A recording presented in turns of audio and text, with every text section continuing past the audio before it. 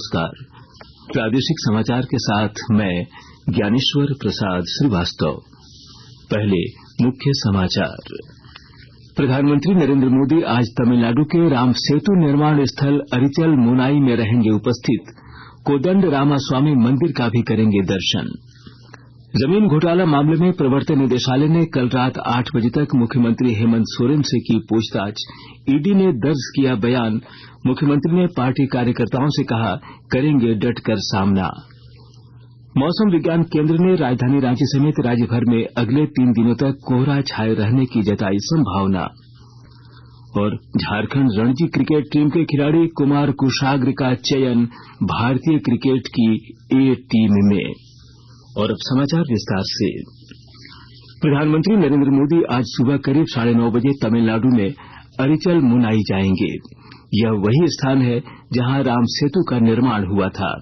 वे कोदंड रामास्वामी मंदिर का भी दर्शन करेंगे।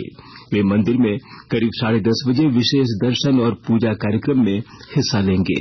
यह मंदिर रामेश्वरम से सुदूर दक्षिण में स्थित है। प्रधानमंत्री ने कल रामेश्वरम में अग्नि तीर्थम में डुबकी लगाई और 22 तीर्थम में स्नान किया।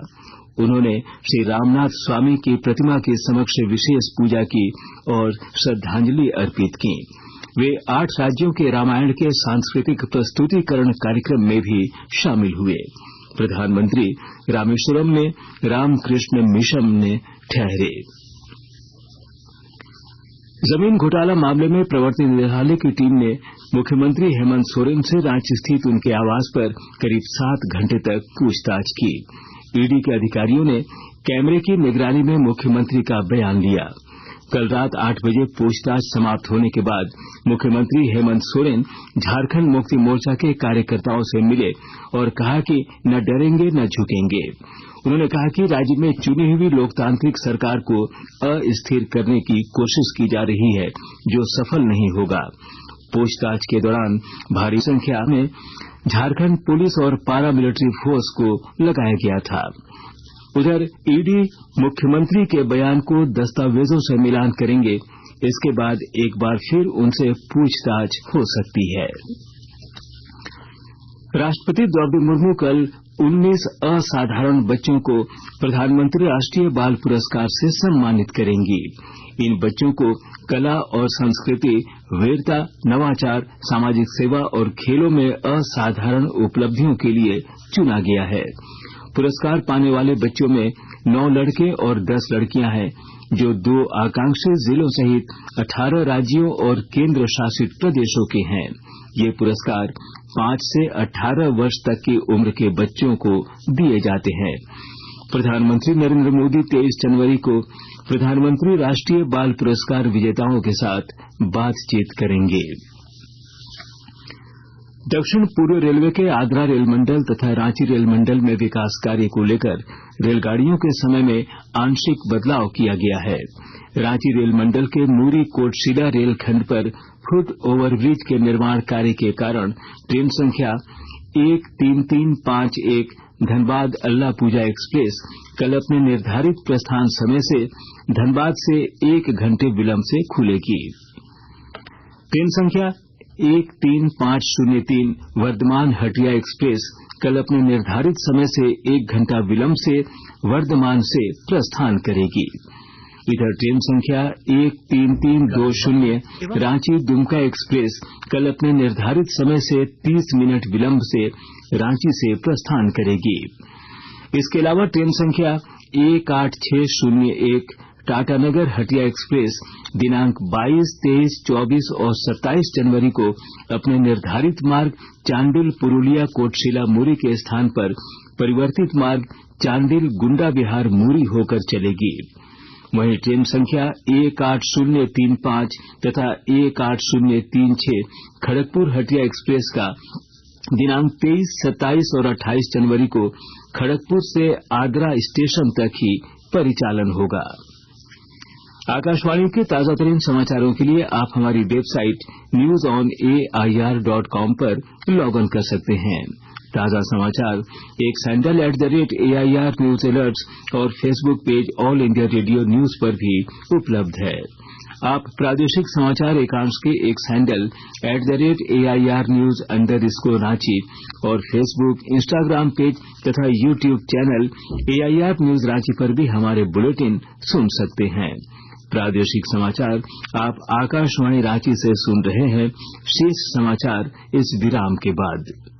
गर्भवती एवं धात्र महिलाओं के साथ 6 से 36 माह के बच्चों को घर ले जाने वाला राशन, जिसे कहते हैं THR, मिलने का है प्रावधान। 3 से 6 वर्ष के बच्चों को सुबह का नाश्ता एवं दोपहर का भोजन है मिलना। सप्ताह में 3 दिन अंडा का है प्रावधान। खाद्य आयोग द्वारा जारी। राशन कार्डधारी PDS दुकानों में अनाज के उठाव के समय ही लगाएं अंगूठे का निशान। EPOS मशीन से निकली पर्ची से अनाज की मात्रा का जरूर करें मिलान। निःशुल्क मिलना है अनाज, नहीं करना है भुगतान। खाद्य आयोग द्वारा जारी। प्रादेशिक समाचार में आपका फिर से स्वागत है।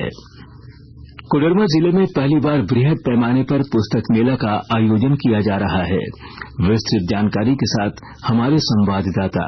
कोडरमा जिले में पहली बार बृहद पैमाने पर पुस्तक मेला का आयोजन किया जा रहा है। 23 और 24 जनवरी को कोडरमा प्रखंड मैदान में यह पुस्तक मेला आयोजित किया जाएगा, जहां 2 दर्जन से अधिक प्रकाशकों की किताबें उपलब्ध रहेंगी। इसके अलावे स्कूल कॉलेजों की किताबें, प्रतियोगी परीक्षा की किताबें, उपन्यास, काव्य संग्रह और साहित्य का अनूठा संगम भी इस पुस्तक मेला में देखने को मिलेगा।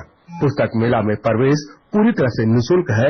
वहीं दूसरी तरफ 2 दिनों तक चलने वाले इस पुस्तक मेला में विविध कार्यक्रम भी आयोजित किए जाएंगे। युवाओं का कैरियर काउंसलिंग के अलावे नाटक मंचन और सांस्कृतिक कार्यक्रम के जरिए लोगों को साहित्य से जोड़ने का प्रयास किया जाएगा। गजेंद्र बिहारी सिन्हा, आकाशवाणी समाचार, कोडरमा।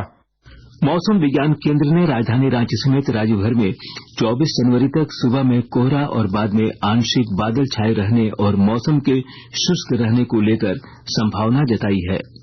पिछले 24 घंटे में रांची का अधिकतम तापमान 21.7 डिग्री सेल्सियस और न्यूनतम तापमान 8.8 डिग्री सेल्सियस रिकॉर्ड किया गया है। पिछले 24 घंटे में राज्य भर में सबसे कम तापमान पलामू जिले का 5.9 डिग्री सेल्सियस और सबसे अधिकतम तापमान 22.98 डिग्री सेल्सियस रिकॉर्ड किया गया है।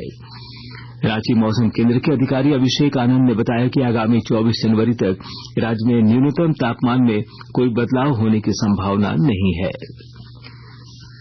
झारखंड रणजी क्रिकेट टीम के खिलाड़ी कुमार कुशाग्र का चयन भारतीय क्रिकेट की A टीम में किया गया है। इंग्लैंड लायंस के खिलाफ होने वाले दूसरे और तीसरे टेस्ट मैच में कुमार कुशाग्र का चयन पहली बार इंडिया A टीम के लिए किया गया है। हाल ही में IPL की नीलामी में कुशाग्र को दिल्ली कैपिटल्स की टीम ने 7 करोड़ 20 लाख रुपए में बोली लगाई गई है। और अब अखबारों की सुर्खियां। राजधानी रांची से प्रकाशित होने वाले सभी प्रमुख अखबारों ने आज जमीन घोटाला मामले में मुख्यमंत्री हेमंत सोरेन से प्रवर्तन निदेशालय के अधिकारियों की पूछताछ की खबर को प्रमुखता से लिया है। प्रभात खबर की सुर्खी है, ईडी ने सीएम आवास पहुंच दर्ज किया मुख्यमंत्री हेमंत सोरेन का बयान। पार्टी कार्यकर्ताओं से बोले, मुख्यमंत्री न डरेंगे न झुकेंगे।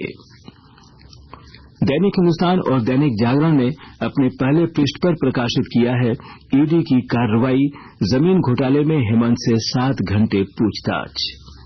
दैनिक भास्कर की रिपोर्ट है, सीएम हाउस जाकर ईडी ने हेमंत सोरेन से जमीन घोटाले में की पूछताछ। कार्यकर्ताओं को आंच नहीं आने देंगे, षड्यंत्र करने वालों के ताबूत में अंतिम कील ठोकेंगे।